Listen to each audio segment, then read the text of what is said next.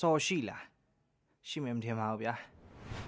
ဒီ comment ရေးတဲ့လူကလည်းစော်ရှိမရှိတော့မသိဘူးမင်းတို့စော်ရလို့ပျော်နေတဲ့ပုံဆွဲပြတယ်စော်ရလို့တားရီပျော်နေတဲ့ပုံပေါ့ဗျာဆိုတော့ဒီပုံကိုကျွန်တော်ဆွဲပြမယ်ဆိုတော့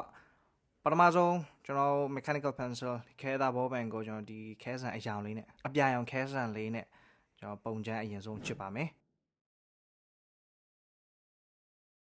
ကျွန်တော်ခဲနဲ့ပုံချမ်းကိုစိတ်ကြိုက်ချက်လုပ်ပြီးသွားပြီဆိုရင်ဒီတန်ရောစင်ခဲဖြက်ကလေးတုံးပြီးခဲလေးတွေကိုအရာလေးပဲကြံအောင်ဖြတ်လိုက်မယ်ပြီးသွားရင်ကျွန်တော် micron set ထဲကဒီ micron liner pen လေးတွေနဲ့ကျွန်တော်မြင်ပြန်လိုက်မယ် trace ပြန်လုပ်ပါမယ်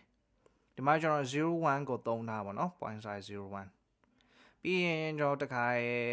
ပို့ပြီးကြည့်လို့ကောင်းသွားအောင်အရောင်လေးတွေဖြည့်မယ်ဒီမှာကျွန်တော်သုံးထားတဲ့ color pencil ရောင်စုံခဲတိုင်းက Delhi color pencil ဖြစ်ပါတယ်ဗျာ